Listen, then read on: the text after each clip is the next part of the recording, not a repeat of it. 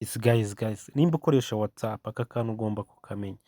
Hari ukuntu wohereza ifoto ukayishyira kuri sitati ariko ifoto ugasanga yatakaje karite. Nukora ibi bintu ifoto yawe ntabwo izongera guta karite, izajya ijyaho ari HD ifite isa neza. Ujya kuri WhatsApp, tuvuga nimba ushaka kohereza ifoto urabanza ukajya mu mafoto,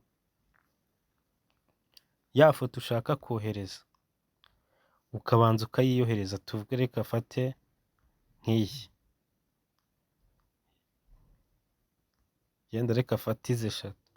Urabanza ugahita ujya kuri WhatsApp yawe ukabanza ukayiyohereza wowe. Urabona nyashyize kuri WhatsApp yanjye, kuri nimero yanjye nkoresha kuri WhatsApp. Iyo urangije uhita uza ugakanda ahantu hari utudomo 3. Urabona ya foto, uhita uza ugakanda ahantu hari utudomo 3. Urabona bahise bakwereka kuyisharinga. Bahise bakwereka kuyisharinga.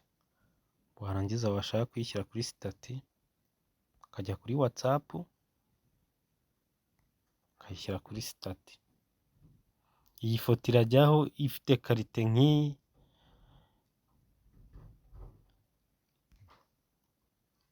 Reka n'iyi tuyishyireho.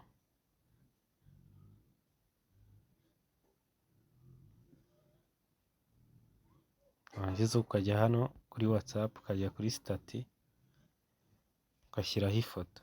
Ifoto ijyaho ifite karite.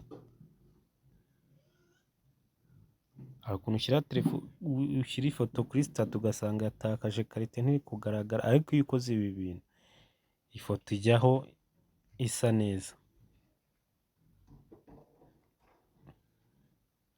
Ijyaho isa neza. Wayibonye? Ifoto ijyaho ifite umwimerere wayo.